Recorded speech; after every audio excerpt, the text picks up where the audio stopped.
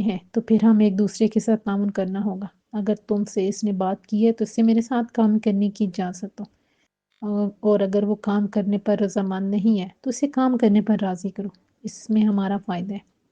میں ایسا ہی کروں گا، عامر نے یہ کہہ کر فون بند کر دیا۔ وہ واپس اپنے گھر کی طرف چل پڑا۔ اس کے ذہن میں یہ بات موجود تھی کہ نوشین سونے کی چڑیا ہے، اور سونے کی چڑیا کو حاصل کرنے کے لیے اس کی ہر بات ماننی پڑے گی۔ دوسری طرف نوشین بھی خوش تھی، وہ اپنی چال میں کامیاب ہو گئی تھی۔ گھر واپس آ کر عامر نے خوش دلی سے کہا کہ وہ اس پیشکش کو قبول کر لے، مستقبل میں ہمیں زیادہ پیسے کی ضرورت ہوگی، دونوں مل کر کمائیں گے تو ہمارا مستقبل محفوظ ہو جائے گا۔ سارا نے اسی وقت نوشین کے فون پر میسج کیا، میں آپ کے ساتھ کام کرنے پر تیار ہوں۔ میسج پڑھ کر نوشین کے لبوں پر ایسی مسکراہٹ آ گئی جیسے کسی اچھی چال چلنے پر آ جاتی ہے۔ کاظم پر عجیب سا نشہ چھایا ہوا تھا۔ نائمہ سے شادی کے بعد وہ سوچنے لگا تھا کہ جو چاہتا ہے اسے پا لیتا ہے۔ وہ ایسا فاتح ہے جس کے مقدر میں صرف جیت لکھی ہے۔ جب سے نائمہ کی بات شہریار سے ہوئی تھی وہ کاظم کے ساتھ تکلف برتنے لگی تھی۔ کاظم کا خیال تھا کہ نائمہ بھی نئی نئی اس گھر میں آئی ہے، اسے بے تکلف ہونے میں کچھ وقت لگے گا۔ نائمہ چاہتی تھی کہ وہ ایک بار شہریار سے ملاقات کرے۔ جب کاظم آفس کے لیے نکلنے لگا تو نائمہ نے کہا، آج میں مارکیٹ جانا چاہتی ہوں، چلی جاؤ؟ کس کے ساتھ جاؤں گی؟ میں اکیلی جاؤں گی۔ تم اکیلی کیوں جاؤ گی؟ شاپنگ کرنی ہے تو میرے ساتھ چلو، ہم ایک ساتھ گھومیں گے اور لنچ بھی کہیں باہر کر لیں گے۔ کاظم بولا، میں اکیلی جانا چاہتی ہوں، میری ایک دوست بھی مارکیٹ آئے گی، دراصل اس کی شادی ہے، اسے اپنی شادی کے لیے خریداری کرنی ہے۔ نائمہ نے بہانہ بنایا۔ کاظم نے اپنا کریڈٹ کارڈ پرس سے نکال کر اس کی طرف بڑھاتے ہوئے کہا، تم بھی اپنے لیے جو چاہو خرید لینا۔ ویسے کتنے بجے گھر سے نکلو گی؟ یہی کوئی 11 بجے۔ ڈرائیور مجھے مارکیٹ چھوڑ کر چلا جائے گا، جب میں فارغ ہوں گی تو اسے کال کر دوں گی، نائمہ بولی۔ کاظم اس بات میں سر ہلا کر چلا گیا۔ گاڑی میں بیٹھ کر اس نے عامر کو کال کر کے اسے بتایا، نائمہ 11 بجے میرے ڈرائیور کے ساتھ مارکیٹ جا رہی ہے، تم اسے گھر سے ہی فالو کرنا اور یہ دیکھنا کہ وہ کس کے ساتھ مارکیٹ میں ہے۔ اوکے سر، عامر بولا۔ عامر ٹھیک 11:15 بجے کاظم کے گھر سے کچھ فاصلے پر اپنی گاڑی میں بیٹھا تھا۔ نائمہ نے کاظم کے جاتے ہی شہریار کو فون کر کے 11 بجے ایک معروف جگہ پر پہنچنے کے لیے کہا۔ نائمہ 11 بجے گاڑی سے باہر نکلی اور مطلوبہ جگہ پر پہنچ گئی۔ اس نے وہاں پہنچنے سے پہلے گاڑی سے اتر کر ڈرائیور کو واپس بھیج دیا۔ اب وہ پیدل ایک طرف جا رہی تھی، اس کے پیچھے عامر تعاقب میں تھا۔ شہریار ایک طرف منتظر کھڑا تھا، وہ نائمہ کو دیکھتی اس کی طرف لپکا۔ عامر رک گیا، اسے تھوڑی حیرت ہوئی کہ نائمہ اپنی کسی دوست کے پاس جا رہی تھی، یہ تو کوئی لڑکا ہے۔ شہریار اور نائمہ شاپنگ مال میں چلے گئے۔ اس کے ایک فلور پر غیر ملکی فاسٹ فوڈ ریسٹورنٹ تھا۔ وہ ایک طرف بیٹھ کے اور ان سے کچھ فاصلے پر عامر موجود تھا۔ میں نے تمہارا کتنا انتظار کیا، لیکن تم مجھے ایسے بھول گئے جیسے میرا کوئی وجود ہی نہیں ہو۔ نائمہ نے شکوہ کیا، تم نہیں جانتی کہ میں کس مصیبت میں پھنس گیا تھا، میں رابطہ نہیں کر سکا، بہت مجبور تھا۔ کہاں پھنس گئے تھے تم؟ یہ میں پھر کبھی بتاؤں گا، ابھی تم مجھے یہ بتاؤ کہ تم نے جس سے شادی کی ہے اس کے ساتھ خوش ہو؟ مجبوریوں کو گلے لگا کر جینے سے خوشی نہیں ملتی، نائمہ نے کربناک لہجے میں جواب دیا۔ تم خوش نہیں ہو اور میں بھی خوش نہیں ہوں، تم اس سے طلاق لے لو، ہم شادی کر لیں گے۔ اس سے طلاق لینی آسان ہوگی، میرا نہیں خیال کہ وہ مجھے چھوڑے گا، وہ بہت امیر کبیر ہے۔ تو پھر تم ساری زندگی اس کی دہلیز پر پڑی رہو گی، میں یہ بھی نہیں چاہتی، لیکن یہ بھی حقیقت ہے کہ میں مجبور اور بے بس ہوں، میں اب تمہیں کھونا نہیں چاہتا، میں اس شخص کو جان سے مار دوں گا۔ شہریار نے سرگوشی کی۔ نائمہ کی روح کانپ گئی، وہ متوس نظروں سے اس کی طرف دیکھتی ہوئی بولی، تم اسے جان سے مار کر خود بچ جاؤ گے؟ تم جیل چلے جاؤ گے اور میں ادھر کی رہوں گی نہ ادھر کی۔ تم یقین کرو میں اسے اس طرح ماروں گا کہ کسی کو شک بھی نہیں گزرے گا کہ اسے قتل کیا گیا ہے۔ شہریار کا لہجہ دھیما تھا۔ نائمہ کے دل کی دھڑکن تیز ہو گئی تھی، اس کی سمجھ میں نہیں آ رہا تھا کہ وہ کیا جواب دے۔ شہریار نے اس سے پوچھا، تم کیا سوچ رہی ہو؟ میں یہ سوچ کر ہی خوف زدہ ہو گئی ہوں کہ تم کاظم کو قتل کر دو گے، میری روح کانپ گئی ہے۔ ڈرنے کی بات نہیں، تم سب مجھ پر چھوڑ دو، بس تم نے میرا ساتھ دینا ہے، کسی کے کانوں کان بھی خبر نہیں ہوگی کہ کاظم کو میں نے قتل کیا ہے۔ میرے پاس ایک بہترین منصوبہ ہے، ابھی میں جا رہی ہوں، کل بات کروں گی، مجھے سخت گھبراہٹ ہو رہی ہے، مجھے کچھ سوچنے کا موقع دو۔ نائمہ پر ایسی گھبراہٹ طاری ہوئی کہ وہ وہاں رک ہی نہیں سکی، اٹھ کر تیزی سے ایک طرف چلی گئی۔ شہریار اسے رکتا رہ گیا، عامر بھی اٹھ کر چل پڑا۔ نائمہ بڑی تیزی سے اس طرف جا رہی تھی جہاں اس نے ڈرائیور کو آنے کو کہا تھا۔ کیا خبر ہے؟ کاظم نے عامر سے پوچھا۔ یہ وہ کسی کا انتظار کر رہی ہے۔ عامر کی سمجھ میں نہیں آیا کہ وہ کیا جواب دے، اسی لیے اس کے ذہن میں جو بات آئی وہ کہہ دی۔ اس پر نظر رکھنا، کاظم نے کہہ کر فون بند کر دیا۔ نائمہ وہاں رک گئی جہاں ڈرائیور کو اس نے بلایا تھا۔ شہریار بھاگتا ہوا وہاں پہنچ گیا۔ عامر ایک طرف رک گیا۔ دونوں کے درمیان ہونے والی باتوں کو وہ نہیں سن پا رہا تھا، بس ان پر نظر ہی رکھ سکتا تھا۔ کیا بات ہے، تم اتنا ڈر کیوں گئی؟ شہریار نے اس کے قریب پہنچ کر پوچھا۔ واقعی میں بہت ڈر گئی ہوں۔ چلو ٹھیک ہے، ابھی ایسی کوئی بات نہیں کریں گے، میرے ساتھ آؤ، ہم کچھ اور باتیں کرتے ہیں، شہریار نے نرم لہجے میں مسکراتے ہوئے کہا۔ نائمہ شہریار کے ساتھ چل دی۔ عامر ان کے پیچھے تھا۔ اس نے ایک نمبر ملایا اور فون کان سے لگا لیا۔ جو ہی رابطہ ہوا تو اس نے کہا، آپ کے لیے ایک خبر ہے، کاظم صاحب کی نئی نویلی بیوی اس وقت شاید اپنے بوائے فرینڈ کے ساتھ ملاقات میں مصروف ہے۔ کیا؟ دوسری طرف سنتی نوشین کی حیران کن آواز آئی۔ نائمہ اپنے بوائے فرینڈ کے ساتھ ہے؟ کہاں ہے وہ؟ میں اس جگہ پہنچنا چاہتی ہوں۔ نوشین مضطرب ہو گئی تھی۔ میں نے ان کی کچھ تصویریں بنائی ہیں، وہ میں آپ کو بھیج رہا ہوں۔ مجھے کاظم صاحب نے اپنی بیوی کی نگرانی کے لیے بھیجا تھا۔ وہ انہیں یہ بتا کر گھر سے نکلی تھی کہ وہ اپنی کسی سہیلی کے ساتھ باہر جا رہی ہے۔ عامر نے کہا، مجھے ان کی تصویریں بھیجو۔ میرے پاس کاظم صاحب کا دیا ہوا قیمتی موبائل فون ہے جو انہوں نے ایسے کاموں کے لیے دیا تھا۔ میں تصویریں بھیج رہا ہوں، عامر بولا۔ نوشین نے عامر کو تاکید کی کہ وہ کاظم کو اصل حقیقت کی بجائے یہ بتائے کہ نائمہ اپنی دوست کے ساتھ ہے۔ شہریار اور نائمہ سڑک کنارے بینچ پر بیٹھے بہت دیر تک باتیں کرتے رہے، اور جب نائمہ وہاں سے رخصت ہوئی تو اس کی سوچ بدل چکی تھی۔ شہریار نے اسے قائل کر لیا تھا کہ وہ کاظم کو بغیر کوئی ثبوت چھوڑے جان سے مار دے گا۔ کاظم کے سامنے نائمہ کا چاچا مراد بیٹھا ہوا تھا اور کاظم اس کی طرف یوں دیکھ رہا تھا جیسے وہ اسے پہچاننے کی کوشش کر رہا ہو۔ مراد کے چہرے پر ہوائیاں اڑ رہی تھیں۔ کاظم نے اس کے ساتھ کام کرنے سے انکار کر دیا تھا۔ مراد بےچارگی سے بار بار دریافت کر رہا تھا کہ وہ اس کے ساتھ کام کیوں نہیں کرنا چاہتا، جبکہ اس نے محض اس کی وجہ سے 2 کمپنیوں کے ساتھ کام کرنے سے انکار کر دیا تھا۔ میں تمہیں بتا چکا ہوں، بار بار اپنی بات دہرانے کا میرے پاس وقت نہیں، اس لیے تم اب جاؤ، کاظم بولا۔ کاظم صاحب، ہماری آپس میں رشتہ داری بھی ہے، کچھ تو خیال کرے، مراد بولا۔ میری رشتہ داری صرف نائمہ سے ہے، وہ میری بیوی ہے، تم اس کے رشتہ دار ہو، میرے کچھ نہیں لگتے، کاظم نے بے رخی سے کہا اور ایک فائل اٹھا کر کھول لی۔ مراد اس کو زہر آلود نگاہوں سے دیکھ ضرور رہا تھا، لیکن وہ اس کا کچھ بگاڑ نہیں سکتا تھا۔ اس نے کچھ دیر خاموشی کے بعد کہا، نائمہ کی جو جائیداد ہے۔ کاظم نے اس کی بات مکمل نہیں ہونے دی اور اس کی طرف غصے سے دیکھتی ہوئی کہا، وہ سب میری ہے، جو چیز میری بیوی کی ہے وہ میری ہے، اب تم یہاں سے اپنی شکل گم کر لو تو بہتر ہے۔ مراد اٹھ کر غصے سے باہر نکل گیا۔ باہر جاتے ہوئے وہ بڑبڑایا، کاظم میں تجھے زندہ نہیں چھوڑوں گا۔ جب مراد یہ کہہ رہا تھا تو وہ چوکیدار کے پاس سے گزر رہا تھا۔ چوکیدار نے بڑے واضح انداز میں سن لیا تھا کہ وہ کیا کہہ رہا ہے۔ اس سے حیرت ہوئی تھی کہ مراد کو ایسا کہنے کی کیا ضرورت پیش آ گئی۔ مراد چلا گیا تھا۔ اپنا مقصد پورا ہونے پر کاظم نے اسے ٹھوکر مار دی تھی۔ اسی اثنا میں عامر کا فون آ گیا۔ اس نے بتایا وہ اپنی ایک سہیلی کے ساتھ مارکیٹ میں شاپنگ کر رہی ہے۔ اگر آپ حکم دیں تو میں چلا جاؤں۔ ٹھیک ہے، تم چلے جاؤ، بس میں نے اتنی ہی تسلی کرنی تھی، کاظم نے یہ کہہ کر فون بند کر دیا۔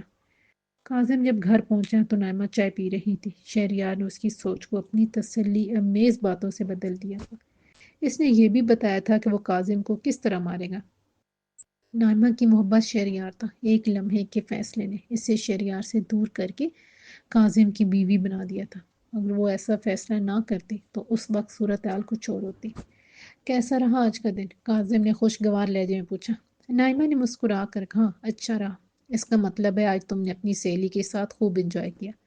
ابھی کاظم نے اتنا ہی کہا تھا، اچانک اس کے موبائل فون پر بیل ہونے لگی۔ اسکرین پر نوشین کا نام آ رہا تھا۔ وہ اپنے بیڈ روم میں چلا گیا۔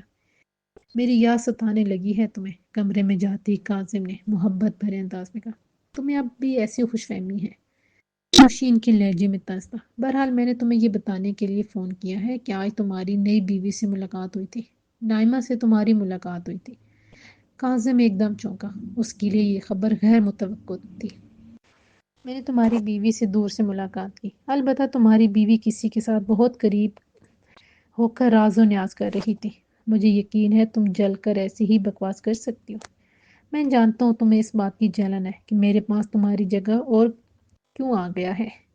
کاظم کو اس کی بات پہ یقین نہیں آیا۔ میں جانتی تھی تمہیں میری بات کا یقین نہیں آئے گا، اس لیے میں نے پہلے ثبوت اپنے پاس رکھا، اس کے بعد تمہیں کال کر رہی ہوں۔ تم اپنا ثبوت اپنے پاس رکھو۔ جب وہ میرے گھر سے باہر تھی تو میری آنکھیں اس کے ساتھ تھی۔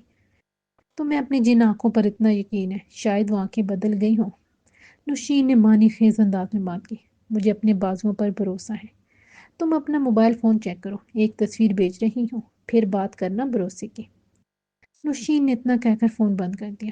کاظم ابھی کمرے سے باہر نہیں نکل پایا تھا کہ اس کے موبائل فون کی ٹون نے اس سے اپنی جانب متوجہ کر دیا۔ اس نے دیکھا کہ نائمہ کے ساتھ ایک نوجوان بیٹھا ہے اور دونوں کسی بات پر مسکرا رہے ہیں۔ نائمہ کے کپڑے وہی تھے جو وہ صبح پہن کر گئی تھی۔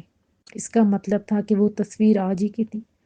کاظم کو اس تصویر نے پریشان کر دیا۔ سب سے زیادہ پریشانی اس بات کی تھی کہ عامر نے اس کے ساتھ جھوٹ بولا تھا۔ ایک بار پھر نوشین کا فون آیا۔ اس نے کہا، تصویر دیکھ لی تم نے؟ اس کے علاوہ بھی میرے پاس اور تصویریں ہیں۔ تمہیں جن آنکھوں پر بھروسہ تھا وہ آنکھیں بک چکی ہیں، اسی لیے اب وہ تمہیں صحیح منظر دکھانے سے معذور ہو گئی ہیں۔ کاظم کے تن بدن میں آگ لگ گئی۔ اس نے باہر نکل کر عامر کی طرف دیکھا۔ اس نے ابھی تک وہی کپڑے زیب تن کیے ہوئے تھے۔ آج تم کہاں کہاں گئی تھی؟ میرا مطلب ہے آج تم نے اپنی دوست کے ساتھ خوب انجوائے کیا ہوگا۔ کاظم اس کے پاس بیٹھ کر بولا۔ نائمہ نے اس کی طرف اس طرح دیکھا جیسے اسے کاظم کا پوچھنا اچھا نہ لگا۔ اس نے روکھے انداز میں جواب دیا، ظاہر ہے وہ میری سہیلی ہے اور پرانی دوست کے ساتھ انجوائے تو ہوتا ہی ہے۔ کب سے تعلق ہے تمہارا اس کے ساتھ؟ کاظم کے پوچھنے کا انداز ایسا تھا جیسے وہ کسی لڑکے کے بارے میں پوچھ رہا ہو۔ کاظم کا سوال سن کر نائمہ ایک دم چونکی۔ اسے لگا جیسے وہ جان گیا ہے کہ آج وہ اپنی دوست نہیں بلکہ شہریار سے ملی تھی۔ اس کا دل دھڑکا، مگر اس نے اپنے چہرے سے ایسا کچھ ظاہر نہیں ہونے دیا کہ کاظم کو کوئی شک ہوتا۔ پھر اپنی جگہ سے اٹھی اور بولی، اگلی بار جب میں اپنی کسی سہیلی سے ملنے جاؤں گی تو آپ میرے ساتھ چلنا۔ آپ دیکھ لینا ہم کیا باتیں کرتے ہیں اور کتنا انجوائے کرتے ہیں۔ نائمہ کا لب و لہجہ سن کر وہ حیران رہ گیا۔ پھر وہ اٹھ کر لان میں چلا گیا۔ اس نے عامر کو کال کی۔ جب رابطہ ہوا تو اس نے پوچھا، تم نے نائمہ پر پوری نظر رکھی تھی نا؟ جی بالکل پوری نظر رکھی تھی، عامر نے جواب دیا۔ کاظم نے معنی خیز انداز میں گردن ہلائی اور سوچتے ہوئے بولا، ٹھیک ہے میں تم سے بعد میں بات کرتا ہوں۔ کاظم نے فون بند کر دیا، لیکن اسے عامر پر غصہ آنے لگا تھا۔ وہ سوچ رہا تھا کہ آخر اس نے جھوٹ کیوں بولا۔ نوشین نے کاظم کے دل میں نائمہ کے حوالے سے آگ لگا کر شک کا بیج بو دیا تھا۔ ساتھ ہی اس نے آج ایک اور کام کیا تھا۔ وہ عامر کی غیر موجودگی میں عامر کے گھر سارہ سے ملنے گئی تو اس نے عامر اور سارہ کی کمرے میں لگی تصویر کو دیکھتے ہوئے حیرت سے کہا، یہ تمہارا شوہر ہے؟ نوشین نے اس طرح چونک کر حیران کن لہجے میں سوال کیا تھا کہ سوال سنتے ہی سارہ جہاں کھڑی تھی وہاں کھڑی ہو گئی تھی۔ آپ میرے شوہر کو جانتی ہیں؟ سارہ نے دھیمے لہجے میں دریافت کیا۔ اس کے بعد نوشین نے اس طرح ظاہر کیا جیسے اسے یہ بتا کر تعصب ہونے لگا ہو۔ اس نے ایک نظر سارہ کی طرف دیکھا اور آنکھیں چرا کر بولی، میں آپ سے پھر ملاقات کروں گی، مجھے ایک ضروری کام یاد آ گیا ہے۔ سارہ نے نوشین کا بازو پکڑ کر روک لیا اور متفکر ہو کر پوچھا، بات کیا ہے؟ آپ نے میری شوہر کی تصویر کو دیکھا اور فوراً چل پڑی۔ نوشین سارہ کے دل میں شک پیدا کرنا چاہتی تھی، اس میں وہ کامیاب رہی تھی۔ وہ تھوڑی دیر چپ رہی اور اس طرح سے ظاہر کرتی رہی جیسے وہ تذبذب میں ہوگا کہ کیا کرے۔ سارہ کے لیے نوشین کی خاموشی اذیت ناک تھی۔ نوشین آخر کار بولی، میں نے تمہارے ساتھ عامر کی تصویر دیکھی تو اپنے جذبات پر قابو نہیں رکھ سکی۔ مجھے افسوس ہے سارہ، اب میں تمہارے ساتھ کام نہیں کر سکوں گی۔ مجھے معلوم نہیں تھا کہ عامر تمہارا شوہر ہے۔ آپ ایسا کیوں کہہ رہی ہیں؟ بات کیا ہے؟ مجھے بتائیں۔ سارہ کی حیرت بدستور اپنی جگہ قائم تھی۔ کیا ہم اس بات کو یہیں ختم نہیں کر سکتے؟ میں وعدہ کرتی ہوں آئندہ کبھی تمہارے گھر نہیں آؤں گی اور نہ ہی میں آئندہ عامر سے ملوں گی۔ اس نے مجھے اس دھوکے میں رکھا تھا کہ وہ غیر شادی شدہ ہے۔ آج حقیقت جان کر مجھے دکھ بھی ہوا اور افسوس بھی، لیکن اچھا ہوا یہ حقیقت کھل گئی اور تمہارا گھر برباد ہونے سے بچ گیا۔ دراصل عامر جس کمپنی میں کام کرتا ہے وہ میرے شوہر کاظم کی ہے اور کاظم سے میری علیحدگی ہو رہی ہے۔ عامر کام کے سلسلے میں ہمارے گھر آتا تھا، اسی طرح ہم دونوں کی دوستی ہو گئی۔ سارا دم بخود سن رہی تھی۔ اس نے پوچھا، عامر تم سے شادی کرنا چاہتا تھا؟ ہم شادی کرنے والے تھے، مجھے اس نے یہی بتایا تھا کہ وہ غیر شادی شدہ ہے۔ نوشین دکھی انداز میں کہتی ہوئی چلی گئی۔ باہر نکلتے ہی وہ مسکرائی اور اپنی کار کی طرف بڑھ گئی۔ جبکہ سارہ کو یاد آنے لگا جب اس نے پہلی بار نوشین کا ذکر کیا تو عامر نے ایک دم چونک کر پوچھا تھا کہ یہاں نوشین آئی تھی۔ سارہ کو یقین ہو گیا تھا کہ نوشین سچ کہہ رہی ہے۔ جب عامر گھر آیا تو سارہ غصے میں تھی۔ اس دن وہ یہی سوچتی رہی تھی کہ عامر نہ صرف اسے بلکہ نوشین کو بھی دھوکہ دے رہا تھا۔ جبکہ اسے عامر پر بہت بھروسہ تھا۔ عامر نے دیکھا کہ سارا اس کے ساتھ بات کرنے کی بجائے کچن میں مصروف ہے۔ وہ برتن ریک میں رکھ رہی تھی اور اس کی توجہ عامر کی طرف نہیں تھی۔ عامر نے اس سے پوچھا کیا بات ہے، تم بہت چپ ہو۔ سارا نے اپنا کام ختم کرنے کے بعد اس کی طرف دیکھتے ہوئے یہ متانت سے کہا، جس دن میں نے تمہیں یہ بتایا تھا نا کہ یہاں نوشین آئی تھی تو تم ایک دم چونکے تھے۔ میں نے تم سے پوچھا تھا کہ تم اسے جانتے ہو، تم نے جواب دیا تھا کہ نہیں، میں اسے نہیں جانتا۔ تم نے مجھ سے جھوٹ کیوں بولا تھا؟ میں نے تم سے کوئی جھوٹ نہیں بولا، تم کیسی بات کر رہی ہو؟ عامر نے پوچھا۔ تم مجھ سے جھوٹ بھی بول سکتے ہو، مجھے اس بات کا کبھی گمان نہیں ہوا۔ دراصل تم نوشین کو جانتے تھے، تم اس سے شادی کرنا چاہتے تھے، تم دونوں کی دوستی تھی اور یہ بات مجھ سے ہمیشہ چھپاتے رہے۔ مجھے بہت افسوس ہوا، مجھے دکھ ہے کہ تم نے مجھ سے جھوٹ بولا۔ تم کیسی باتیں کر رہی ہو، میرا نوشین سے کوئی تعلق نہیں۔ یہ ساری بکواس کون کر کے گیا ہے؟ عامر کو حیرانی تھی کہ سارا کو ان باتوں کا کیسے پتہ چل گیا۔ مجھے یہ باتیں خود نوشین نے بتائی ہیں۔ جب اس نے تمہاری تصویر دیکھی تو اس نے مجھے بتایا کہ یہ مجھ سے شادی کرنا چاہتا ہے، اور اس نے مجھے بتایا ہے کہ یہ غیر شادی شدہ ہے۔ سارا کے غصے میں آواز تیز ہو گئی تھی۔ عامر کے لیے ہر بات حیران کن تھی۔ اسے یقین نہیں آ رہا تھا کہ نوشین نے یہ باتیں سارا کو بتائی ہیں۔ میں اسے جانتا بھی نہیں، اور وہ عورت ہماری ہستی بستی زندگی کو چنگاری دکھا گئی ہے، عامر نے کہا۔ سارا نے اس کی طرف غصے سے دیکھا اور چیخی، تم میرے ساتھ کتنا جھوٹ بولو گے عامر، تم کہتے ہو تم اسے جانتے بھی نہیں۔ وہ تمہارے باس کاظم کی بیوی ہے جن کے درمیان علیحدگی ہو رہی ہے۔ سارا اتنا کہہ کر غصے سے کمرے میں چلی گئی اور عامر کا کھڑا تل ملاتا رہ گیا۔ اس سے پہلی بار احساس ہوا کہ نوشین نے اسے بیوقوف بنا کر اپنی طرف مائل کیا، اور پھر اس نے اس کے گھر میں آگ لگا دی۔ اس نے یقیناً یہ سب اسی لیے کیا کہ وہ کاظم کا قریبی ساتھی ہے اور اس کے لیے ہر جائز ناجائز کام کرتا ہے۔ عامر کو شدید غصہ آیا۔ وہ نوشین کو فون کرنے کے لیے اوپر چلے گیا۔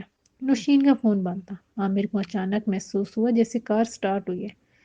اس نے ٹیرس سے جھانکا تو سارا کار باہر نکال رہی تھی۔ عامر نے اسے آواز دی۔ آواز سننے کے باوجود سارا کار میں بیٹھ کر چلی گئی۔ عامر تیزی سے نیچے اترا۔ کاظم کو ایک پل چین نہیں آ رہا تھا۔ جو کچھ اس کے ساتھ عامر نے کیا تھا اس پر اسے شدید غصہ تھا۔ جب اس کی بے چینی میں کمی نہ آئی تو اس نے عامر کو فون کیا۔ اس وقت عامر اپنا گیٹ بند کر رہا تھا۔ کاظم نے پوچھا، تم اس وقت کہاں ہو عامر؟ میں اپنے گھر میں ہوں، عامر نے جواب دیا۔ مجھے ایک بہت ضروری کام ہے، میں ابھی آ رہا ہوں، کاظم نے کہا اور گاڑی میں بیٹھ گیا۔ نائمہ نے دیکھا تو کانپتے ہاتھوں سے شہریار کا نمبر پش کیا اور کال اٹینڈ ہونے کا انتظار کرنے لگی۔ کاظم اٹھتا ہوا عامر کے گھر جا پہنچا۔ راستے میں وہ ایک جگہ رکا تھا اور اس نے کچھ خرید کر اپنے کوٹ کے اندرونی جیب میں رکھ لیا تھا۔ عامر اس وقت الجھا ہوا تھا۔ کاظم اس کا باس تھا، اس لیے اس نے اسے گھر بلا لیا تھا، ورنہ اس کی جگہ کوئی اور ہوتا تو اسے اپنے گھر آنے سے منع کر دیتا۔ کاظم صوفے پر براجمان اپنے سامنے کھڑے عامر کی طرف دیکھ رہا تھا۔ تم کب سے میرے ساتھ کام کر رہے ہو؟ عامر سخت الجھا ہوا تھا۔ اس کا دل چاہا کہ سوال سن کر کاظم کے سر پر کوئی بھاری چیز مار دے۔ اس کے باوجود اس نے تحمل سے جواب دیا، بہت سال ہو گئے، تم نے کبھی مجھ سے جھوٹ نہیں بولا۔ میں نے تمہارے ذمے جو کام لگایا وہ تم نے پورا کیا، لیکن آج تم نے مجھ سے جھوٹ کیوں بولا؟ میں نے کیا جھوٹ بولا ہے؟ تم نائمہ کی نگرانی کے لیے گئے تھے، وہ کسی لڑکی کے ساتھ تھی، اور تم نے مجھے بتایا کہ وہ اپنی سہیلی کے ساتھ ہے۔ تم نے مجھ سے یہ غلط بیانی کیوں کی؟ کاظم کا لہجہ کچھ بلند ہو گیا تھا۔ عامر کے لیے ایک نئی پریشانی شروع ہو گئی تھی۔ وہ جواب دینے کی بجائے سوچنے لگا کہ کاظم کو اس حقیقت کا کیسے علم ہوا۔ کہیں اس نے اپنی بیوی سے تو نہیں پوچھ لیا، نائمہ نے اس کے دباؤ میں آ کر سچ بول دیا ہو۔ عامر کی سمجھ میں نہیں آ رہا تھا کہ وہ کیا جواب دے۔ اس نے بولا، آپ کیسے کہہ سکتے ہیں کہ میں نے آپ سے غلط بیانی کی ہے؟ کاظم اپنی جگہ سے اٹھا اور موبائل فون نکال کر تصویر اس کے آگے کر دی۔ تصویر دیکھ کر عامر مبہوت رہ گیا کہ یہ تصویر اس نے نوشین کو بھیجی تھی اور نوشین نے کاظم کو بھیج دی۔ اس کا صاف مطلب تھا کہ نوشین اسے کسی موری کی طرح استعمال کر رہی تھی۔ نوشین نے بڑی ہوشیاری سے اس کی بیوی اور اس کے باس کے سامنے عامر کو جھوٹا بنا دیا تھا۔ عامر کے منہ سے دانستہ ایک دم نکلا، یہ تصویر آپ کو نوشین نے بھیجی ہے؟ کاظم نے چونک کر اس کی طرف دیکھا۔ تم کیسے جانتے ہو کہ یہ تصویر مجھے نوشین نے بھیجی ہے؟ عامر گڑبڑا کر بولا، میں اس وقت بہت پریشان ہوں، الجھا ہوا ہوں، میری بیوی ناراض ہو کر چلی گئی ہے، میں آپ سے پھر بات کروں گا۔ مجھے تم یہ بتاؤ، تم کیسے جانتے ہو کہ یہ تصویر مجھے نوشین نے بھیجی ہے؟ تم نوشین سے ملتے ہو، اس سے تمہارا کوئی تعلق ہے؟ عامر پھنس گیا تھا۔ وہ مضطرب ہو کر سوچ رہا تھا کہ کیا کرے۔ مجھے ابھی جانا ہے، میں بہت پریشان ہوں، میں پھر بات کروں گا، تم گھر میں اکیلے ہو؟ میں اس وقت گھر میں اکیلا ہوں۔ کاظم نے معنی خیز نظروں سے چاروں طرف نظر دوڑائی اور جیب سے پہلے رومال نکالا اور پھر اپنا ہاتھ کوٹ کے اندر ڈال کر خطرناک لہجے میں بولا، تم آستین کے سانپ ہو۔ یہ کہتے ہوئے کاظم کا ہاتھ باہر نکلا تو ایک تیز پھل والا خنجر اس کے ہاتھ میں تھا۔ اس نے عامر کو سوچنے سمجھنے یا کچھ کرنے کا موقع نہیں دیا اور خنجر اس کے پیٹ میں دستے تک اتار دیا۔ خون کا فوارہ پھوٹ پڑا۔ عامر تکلیف سے بلبلا اٹھا۔ کاظم پیچھے ہٹ گیا۔ خنجر کے دستے پر اس کا رومال تھا۔ اس نے رومال لیا اور ایک طرف ہٹ گیا۔ عامر تڑپ رہا تھا۔ کاظم نے اس کی طرف دیکھا اور گھر سے باہر چلا گیا۔ عامر فرش پر گر گیا۔ ارد گرد خون پھیل گیا۔ عامر نے بمشکل اپنی جیب سے موبائل فون نکالا اور سارا کو کال کرنے لگا۔ کئی بار بیل ہوئی، کئی بار عامر نے کوشش کی لیکن سارا نے فون اٹینڈ نہیں کیا۔ ناچار اور بے بسی کی تصویر بنے عامر کو اپنا ماضی یاد آنے لگا۔ کاظم کے ایک حکم پر وہ اس کا ہر کام کرنے کو تیار ہو جاتا تھا اور وہ اس کا ہر حکم مانتا تھا۔ اس حکم کی زد میں کون مظلوم آ رہا ہے، اس سے عامر کو کبھی سروکار نہیں رہا تھا۔ عامر کی آنکھوں سے آنسو بہنے لگے تھے۔ اس نے زندگی میں بہت سے ایسے کام کیے تھے جو اب دکھ اور پچھتاوے کے سانپ بن کر اسے ڈسنے لگے تھے۔ نوشین نے اپنا ایک مورا گرا دیا تھا۔ عامر کی آنکھیں آہستہ آہستہ بند ہونے لگی تھیں۔ کاظم کے جاتے ہی نائمہ نے شہریار کو فون کیا تھا۔ شہریار فوراً اس کے گھر پہنچا تو نائمہ اسے گھر کے اندر لے آئی اور وہ ایک کمرے میں چھپ کر بیٹھ گیا۔ شہریار پورا بندوبست کر کے آیا تھا۔ وہ بڑی ہوشیاری سے کاظم کو قتل اور نائمہ کو زخمی کر کے گھر کا سارا سامان بکھیر کر اور قیمتی سامان چوری کر کے یہ ثابت کرنا چاہتا تھا کہ واردات کے دوران مزاحمت پر کاظم قتل اور اس کی بیوی زخمی ہو گئی تھی۔ نائمہ اس کا ساتھ دینے کے لیے رضامند ہو چکی تھی۔ بیل ہوئی اور نائمہ بھاگتی ہوئی گیٹ کی طرف گئی۔ شہریار کمرے میں مستعد کھڑا تھا۔ وہ جس کمرے میں تھا اس کی کھڑکی سے لاؤنج کی طرف آسانی سے اس طرح دیکھ سکتا تھا کہ اس پر کسی اور کی نظر نہیں پڑ سکتی تھی۔ نائمہ کا خیال تھا کہ کاظم ہوگا لیکن باہر مراد کھڑا تھا۔ وہ تب سے اس آگ میں جل رہا تھا جو کاظم نے اس سے یہ کہہ کر لگائی تھی کہ وہ اس کے ساتھ کاروبار کرے گا اور نہ اسے آئمہ کی جائیداد میں سے کچھ ملے گا۔ جب اس کی وجہ سے مراد نے دوسری کمپنیوں کے ساتھ کام کرنے سے انکار کر دیا تھا، وہ اس وقت وہ انتقام کی آگ میں جل رہا تھا۔ گیٹ کھلتے ہی مراد اندر آ گیا۔ نائمہ نے گیٹ بند کیا اور اس کے پیچھے چلنے لگی۔ اندر جاتی مراد نے پوچھا، کاظم کہاں ہے؟ وہ کہیں باہر گئے ہیں، نائمہ نے جواب دیا۔ بہت غلط آدمی ہے وہ، مجھ سے بڑی غلطی ہو گئی جو میں اس کی باتوں میں آ گیا اور تمہاری شادی اس سے کرا دی، جبکہ میں جانتا تھا کہ وہ پہلے سے شادی شدہ ہے۔ مراد غصے میں بول رہا تھا۔ نائمہ نے سنا تو ششدر ہو کر اپنے چاچا کی طرف دیکھنے لگی، پھر بولی، وہ پہلے سے شادی شدہ ہے، آپ نے اتنی بڑی بات مجھ سے چھپائی۔ مجھ سے غلطی ہو گئی تھی، آج میں اسی غلطی کا ازالہ کرنے آیا ہوں۔ وہ آ جائے تو اسی جگہ تمہارے سامنے اس کی لاش بچھا دوں گا۔ مراد کے نتنے پھولے ہوئے تھے۔ نائمہ نے سنا تو اسی جگہ کھڑی رہی۔ شہریار بھی سب سن رہا تھا۔ اس نے سوچا، اگر مراد اسے قتل کرنے کی ارادے سے آیا ہے تو وہ اس کے خون میں ہاتھ نہیں رنگے گا۔ چاچا، آپ نے یہ بات مجھے پہلے کیوں نہیں بتائی؟ آپ سب جانتے تھے اور مجھ سے اتنی بڑی بات کیوں چھپا رکھی تھی؟ نائمہ نے ایک بار پھر کہا۔ جو ہونا تھا وہ ہو چکا، اس کو دہرانے کا کوئی فائدہ نہیں۔ اس کی وجہ سے میرا کاروبار تباہ ہو گیا ہے، میرا کام ٹھپ کرا دیا ہے اس نے، میں اسے جان سے مار دوں گا۔ مراد کہہ کر نائمہ کی طرف دیکھا۔ نائمہ خوف سے دیوار کے ساتھ لگ کر کھڑی ہو گئی۔ اس سے اندیشہ ہوا کہ شاید اس کا چاچا کہیں اسے نہ مار دے۔ مراد آنکھیں نکال کر بولا، ایک بات یاد رکھنا، جو دیکھو گی اسے بھول جانا اور کسی کو مت بتانا۔ نہیں بتاؤں گی، نائمہ نے سہمے ہوئے لہجے میں کہا۔ مراد کا چہرہ غصے سے تپ رہا تھا۔ اس کے تیور خطرناک تھے۔ نائمہ تیزی سے اس کمرے میں چلی گئی جس کمرے میں شہریار تھا۔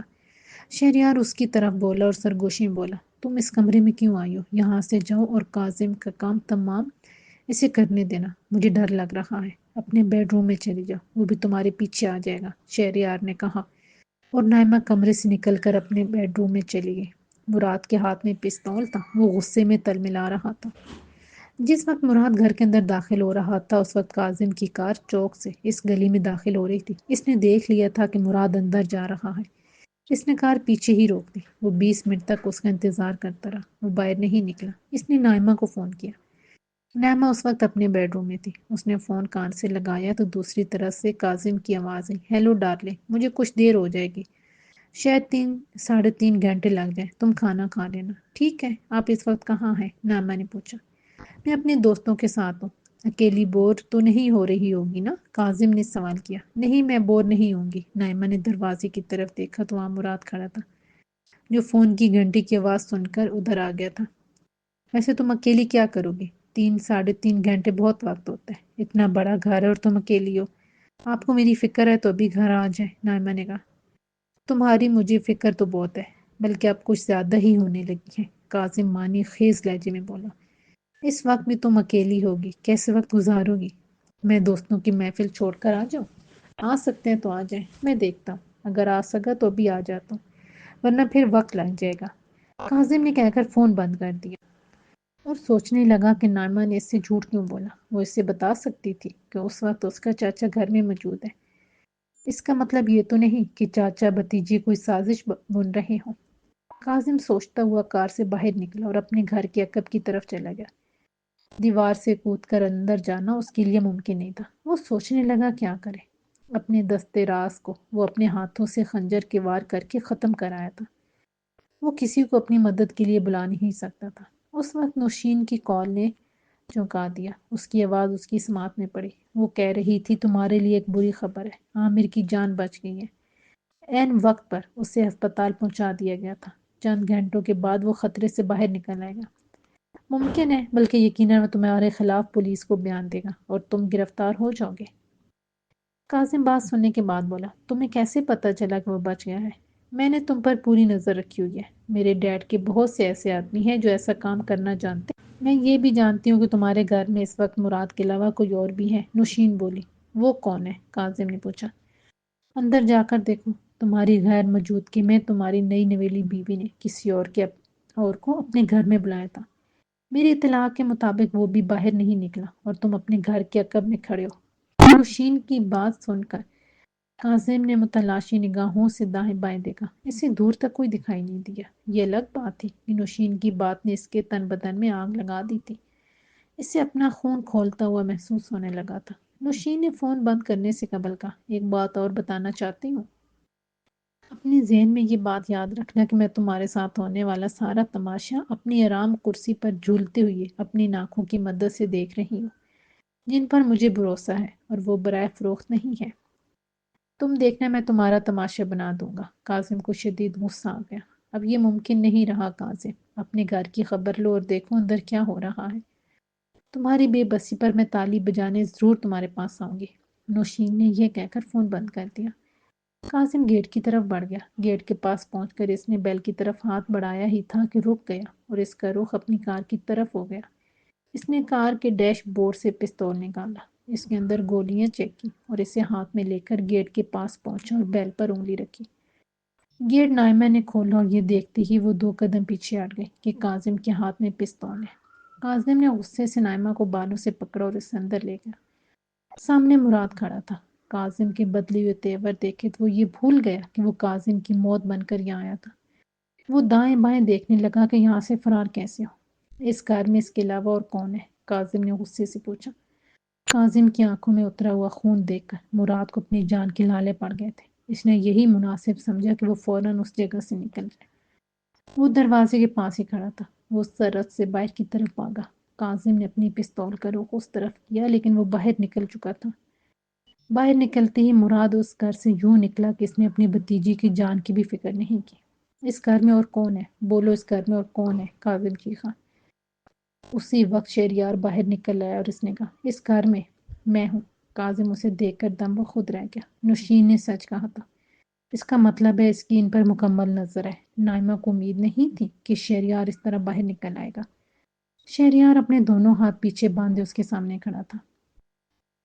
یہ کون ہے؟ اس سے تمہارا کیا تعلق ہے؟ کون ہے یہ؟ کاظم جیسے پاگل ہو گیا۔ وہ چیخ کر بول رہا تھا، میں اس کا کزن ہوں، ہم دونوں شادی کرنا چاہتے تھے، میں ایک معاملے میں الجھ گیا تھا، اسی لیے قسمت مجھے اس وقت واپس لے کر آئے جب اس کی شادی تم سے ہو چکی تھی۔ تم ہو وہ جس سے یہ ملنے مارکیٹ گئی تھی، عاشق سے ملنے گئی تھی اور مجھے کہا تھا کہ میں اپنی دوست کے پاس جا رہی ہوں۔ تم دونوں کو نہیں چھوڑوں گا، تم دونوں کو مار کر اسی گھر میں دفن کر دوں گا۔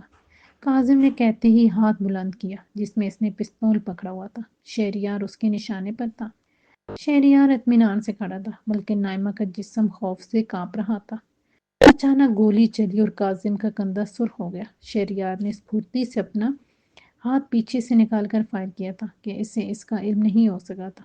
کاظم کے ہاتھ سے پستول نیچے گر گیا تھا۔ اس سے قبل کہ شہریار اس پر دوسری گولی چلاتا، نائمہ اس کے سامنے کھڑی ہو گئی۔ میں تمہیں قاتل نہیں بننے دوں گی، اب تم اس پر گولی نہیں چلاؤ گے۔